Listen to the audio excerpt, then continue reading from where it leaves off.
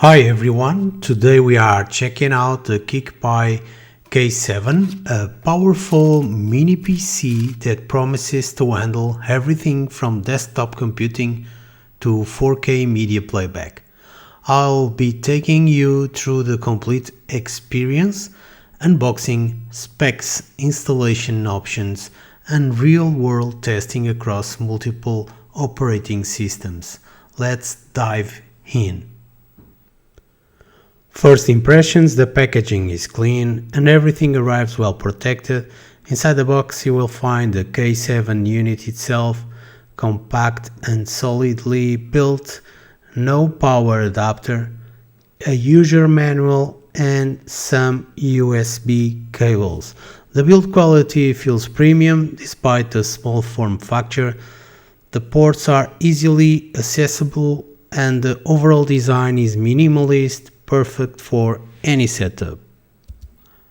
Now let's talk specs. The KickPi K7 is built around the Rockchip RK3576 processor with 8-core CPU configuration, up to 16 GB of RAM, and storage could be 16 or 32 internal. Support for additional storage via microSD, multiple video output options supporting 4K resolution, gigabit Ethernet and Wi-Fi connectivity, USB 3.0 and USB-C ports. So what can you actually use this for? Home media center. This is where the K7 really shines with 4K playback. Desktop computing, light productivity, web browsing, office work, retro gaming, emulation station for classic games, server applications, home automation, file server, Pi-hole, development board, Linux development and testing. The versatility here is impressive for the price point. One of the best features of the K7 is the flexibility in operating systems. You have several options: internal storage, flash directly to the onboard eMMC for the fastest performance, and microSD card, perfect for testing different systems without commitment. Regarding available systems, we have Debian Linux, full desktop experience, great for productivity. We have Android, perfect for media streaming and apps. Debian, lightweight Linux for server applications. LibreElec, CoreElec, dedicated media center builds. This flexibility means you can really tailor the K7 to your specific needs. Downloading and burning the OS. Setting up the system is straightforward. Here the process. Head to kickpi.com and navigate to the downloads sections. Select your desired OS. I'm going with Debian for this demo. Download the dedicated burning tool from the website. Insert your microSD card. Launch the burning tool, select your image, choose your target device, SD card, click burn and wait for completion. The whole process took about 10 minutes for me. The tool is user-friendly and KickPi provides clear documentation if you run into any issues. And we are ready to boot. Let me show you Debian running on the K7. Boot time was impressively quick. As you can see in BTOP, the system is running efficiently with low resource usage at idle. All eight cores are available, memory management looks good and temperatures are well within normal range. Screen fetch confirms we are running Debian 12, kernel version 6.1.75, and we can see the full system specs here. Everything is properly detected and running smoothly. Pre-installed applications, let me show you what comes pre-installed. So we have web browser, Chromium, we have media players as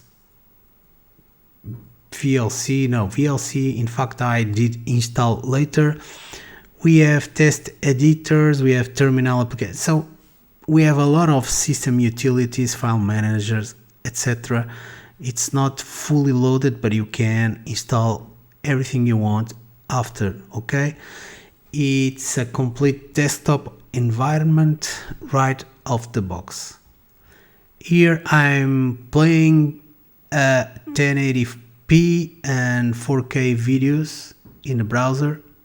Playback is smooth, no dropped frames, and the system isn't breaking a sweat. CPU usage remains reasonable and there's no thermal throttling. This is perfect for everyday browsing and streaming.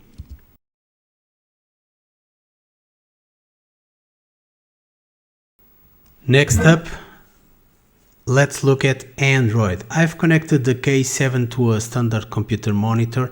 The Android interface is clean and responsive, navigation is smooth, and the touch-free interface works well with the mouse and keyboard.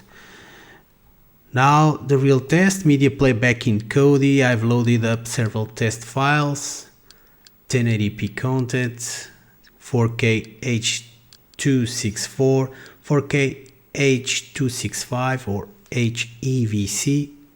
Hardware decoding is working flawless. High bitrate content, even demanding files play without problems. The hardware acceleration is doing its job. The RK3576 chip handles 4K content with ease, which is exactly what you want in a media center device. Audio pass-through is working correctly and I'm seeing no dropped frames across different codecs. Now the ultimate test, the K7 connected to a 4K TV in an actual living room setup. Kodi interface on big screen. The interface scales beautifully to the larger display. Everything is readable from across the room and navigation remains responsive. Here's my movie collection. The artwork loads quickly, scrolling is smooth, and the overall experience feels polished.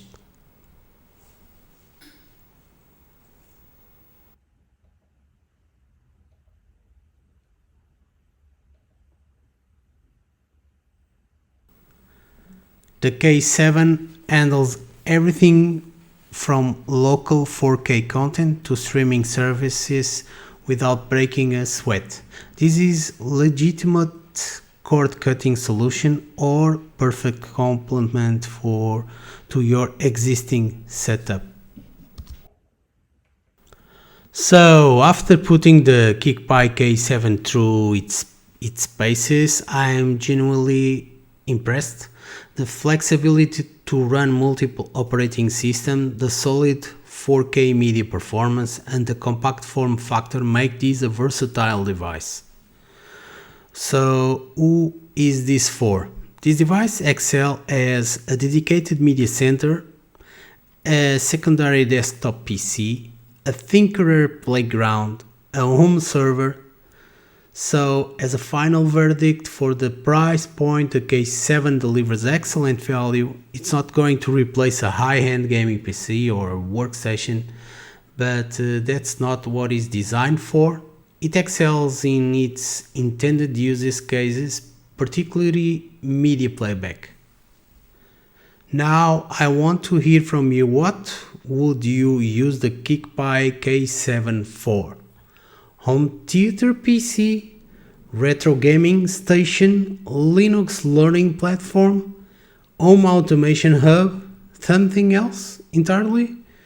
Drop your ideas in the comments below. I'd love to hear creative use cases I haven't thought of. If you found this review helpful, don't forget to like it and subscribe for more tech reviews and tutorials. Links to the KickPi K7 and resources are in the description below. Thanks for watching, and I'll see you in the next one.